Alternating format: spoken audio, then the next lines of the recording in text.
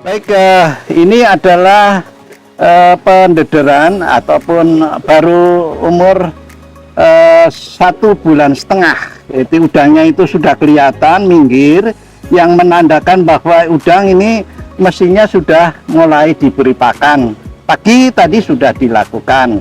Jadi pemberian pakan berupa pakan tepung ini yang saya sebarkan langsung ke permukaan air, ya, ke permukaan air. Itu sesuai dengan ransum yang sudah ditetapkan, yaitu sekitar 5% per hari, yang terbagi menjadi 4 kali, 3 sampai 4 kali. Pagi itu jam 6, kemudian nanti jam 11, kemudian jam 3, kemudian nanti berikutnya jam 6 sampai jam 7 malam, sehingga udang nanti pertumbuhannya akan bagus, ya. Nah, tadi sudah saya sebutkan, karena ini terapung maka tidak perlu harus menggunakan anco. Yang saya gunakan ini anco sederhana lah. Monggo, anco ini kan pada dasarnya sebagai cara untuk menetapkan satu apakah pakan itu dimakan habis atau tidak, ya, termasuk itu. Kemudian bisa digunakan secara tidak langsung juga untuk mengetahui pertumbuhan udang atau ukuran udang serta populasinya, itu bisa. Tapi untuk ini saya kira kita bisa mengambil contoh saja udangnya tadi, ya. Ini ukuran berapa toh yang dimaksud oleh Pak Rus, umur tadi 1,5 sampai ini. Nah ini, nah itu, ini sudah umur 1,5 bulan dari ukuran PL. Nah, setelah saya hitung dari ukuran PL 8 sampai ukuran 0,5 sampai ukuran setengah sampai 1 cm, itu kira-kira yang hidup itu 70%. Nah, kemudian ini sehingga saya menyebar kembali ini kepadatan berapa tadi yang saya tetapkan untuk ukuran 2 meter itu. Ini kira-kira kepadatan per meter kubiknya itu sekitar 300 ekor per meter kubik sampai bisa ditetapkan. Sebenarnya ini juga merupakan suatu percobaan yang sudah ditetapkan karena sesuai daya dukungnya. Baik, setelah tadi sebenarnya kita sudah mencontoh ukuran tokolan yang sudah siap kami pelihara sampai ukuran konsumsi, yaitu kepala 4 ataupun mungkin 40 ekor per kilo. Ya, ini dengan cara pembesaran dengan ukuran bak yang sama, ya. Kemudian pakan yang digunakan berbeda dengan yang tadi pendederan. Nah, ini kedalaman air juga sudah beda, yaitu lebih dari 60 cm. Kemudian blower juga sudah itu terlihat, tapi saya coba tetap saya gunakan 2 blower maupun juga apa namanya MBG, ya, itu yang contoh yang ada. Nah, kemudian tadi terkait dengan pemberian pakan, jenis pakannya adalah tenggelam.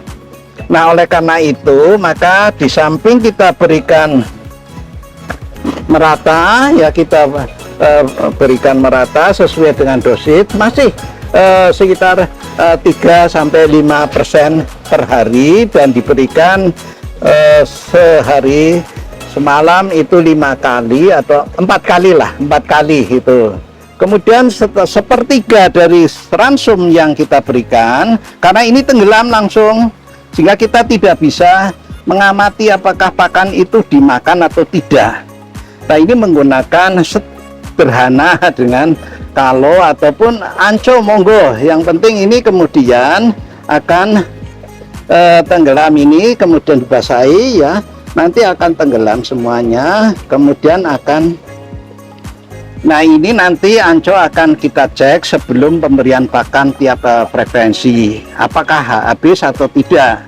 Kalau habis, saudara bisa memperkirakan bahwa udang bisa mungkin kekurangan pakan atau mungkin tepat. Nah, saudara bisa menambahkan. Tapi ini contoh yang akan bagus digunakan untuk memprediksi tadi pakan yang diberikan, dan sekaligus bahwa itu bisa digunakan pula melihat udang ukurannya berapa, kemudian juga untuk populasinya. Nah, dari indikasi pemberian pakan, aerasi yang bagus, udang kalau tumbuh bagus menunjukkan adanya suatu kulit yang mengapung. Ini contoh itu ada kulit-kulit hasil molting, pergantian kulit dari udang yang tumbuh, karena dengan semakin cepat pertumbuhannya molting akan dan perlu saudara ketahui bahwa molting itu juga bisa karena stres atau juga karena sesuai.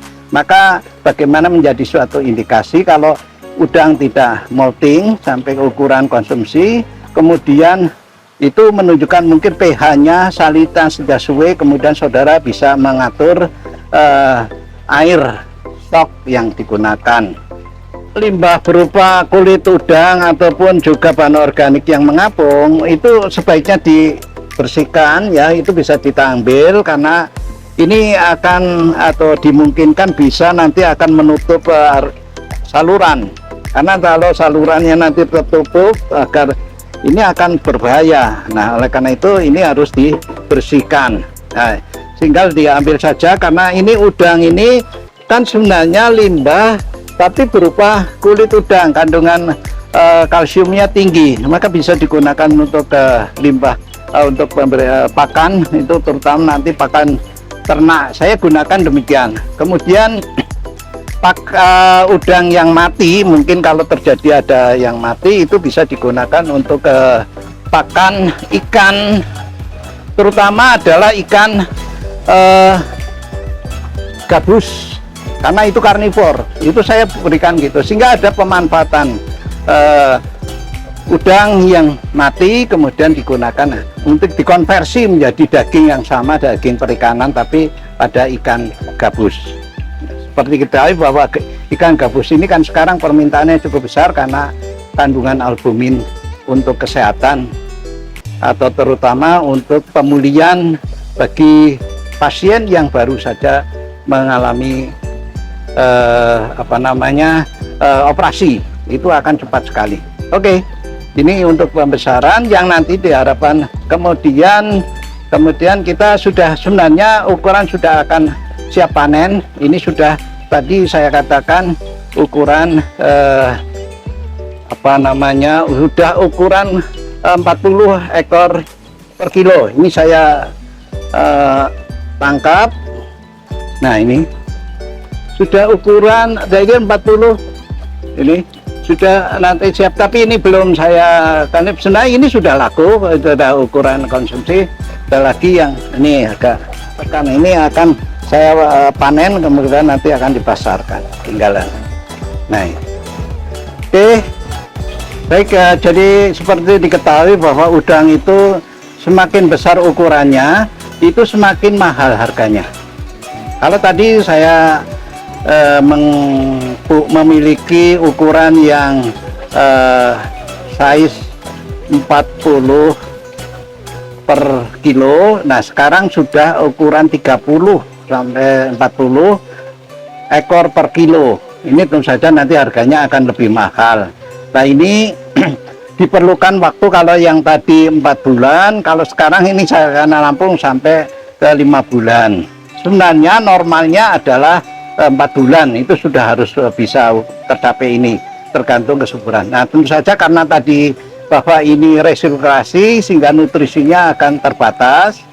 Kemudian ada yang mempengaruhi pertumbuhan adalah suhu. Ini ternyata penting sekali, meskipun oksigen sudah terpenuhi, pakan sudah terpenuhi, tapi karena suhunya itu dingin, maka pertumbuhannya kurang optimal.